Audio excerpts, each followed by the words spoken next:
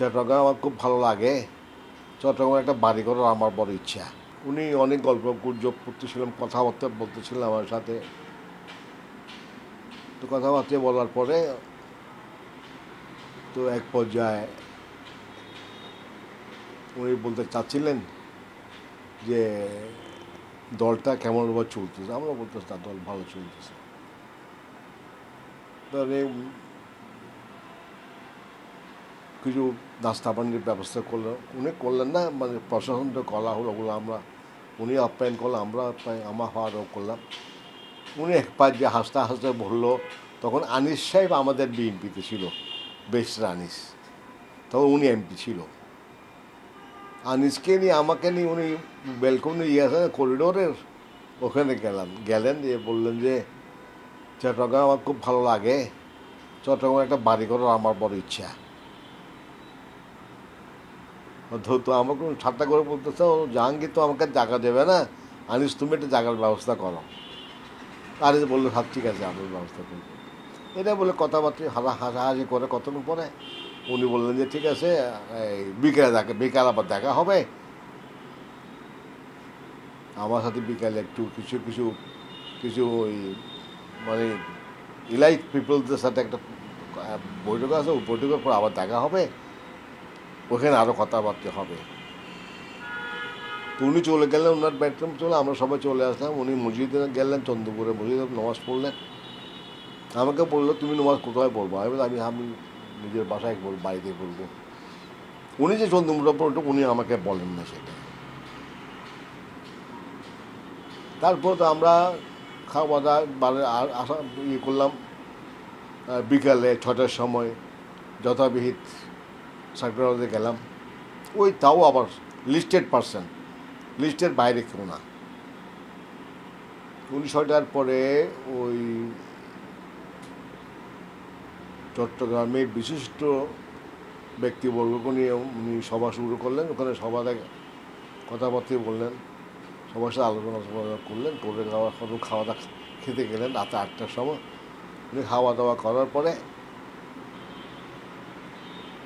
ওনার তৎকালীন স্ট্যান্ডিং কমিটির মেম্বার যারা ছিল, বদরুদ্দোজা চৌধুরী সাহেব, মুবিল হাসান সাহেব, নজমুলুদ্দা সাহেব, আর একজন মহিলা ছিল, কি আমেনা বেগম না কি একটা মহিলা ছিল, উনি সহ আরও কয়েকজন ছিল। তাদেরকে নিয়ে বসলেন, আমাদেরকে আমার বসলেন 2-4 জনকে সাথে কথা বলে, সবার সাথে কথা বলাটাই উনি ওই 2-4 জনের সাথে লিস্টেড কয়েকজনের সাথে কথা বললাম, তোর মধ্যে আমিও ছিলাম। তো কথাবার্তা বলার পরে দলের কথাবার্তা, দেশের কথাবার্তা, দেশের অর্থনীতির অবস্থা কেরম, এইসব কথাবার্তা বলে উনি একসময় উঠেই চলে গেলেন।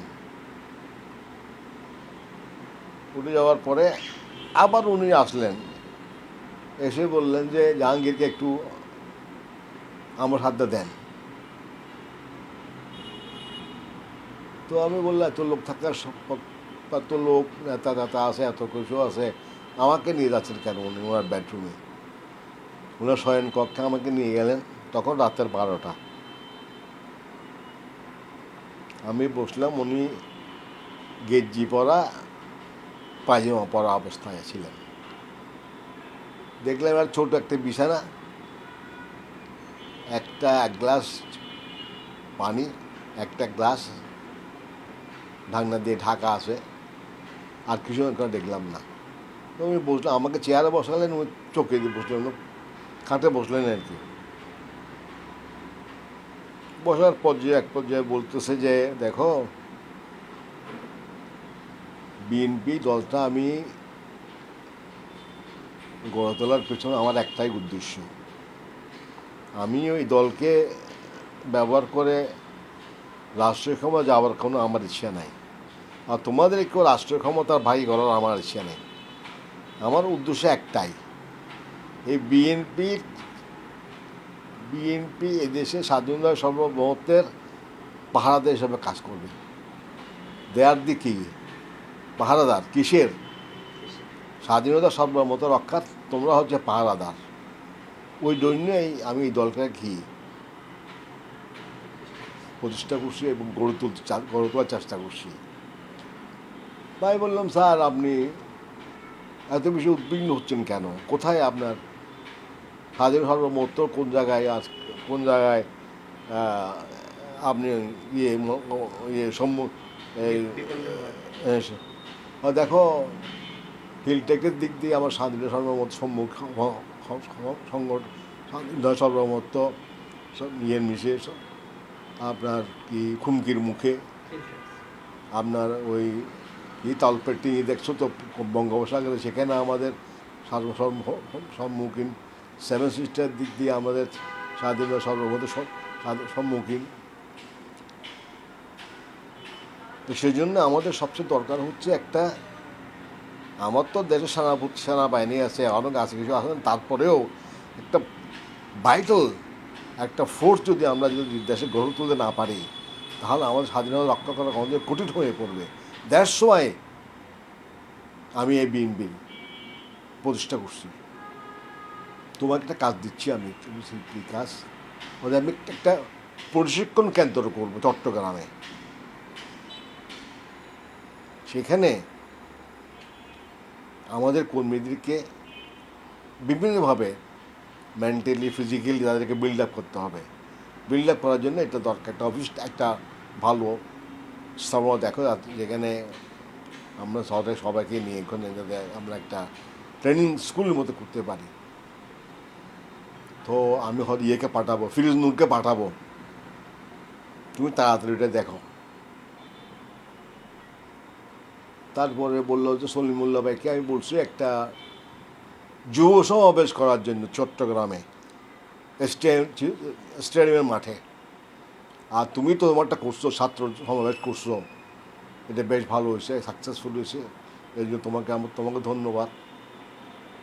তো এইটা বলার পরে উনি বলে, দেখো আর একটা কথা কি জানো, দলটাতে যাতে দুঃস্থ লোকের আবির্ভাব না ঘটে সেদিকে তোমাদের লক্ষ্য রাখতে হবে। দুঃস্থ লোক বলতে বুঝো? আমি বুঝি স্যার, হয়তো কিছু কিছু দুঃস্থ লোক একটু ঢুকছে যারা দলের সুনাম নষ্ট করতেছে। তাদের মধ্যে এই 6 জন, দেখো তো এদেরকে রাখা যায় কে দলে? তো উনি নিজে বলছেন যে ক্যান্সার হলে কী করতে হয়, আমাকে জিজ্ঞাসা করছেন। ক্যান্সার হলে তো স্যার কেটে ফেলতে হয়। কিন্তু এখন জলদমির যারা ক্যান্সার, তাদেরকে রাখা যাবে না। এই স্বজনকে যদি বৈশাখ করি তোমার কোনো আপত্তি আছে? আমার বললে আমি বলছি আমার কোনো আপত্তি নেই।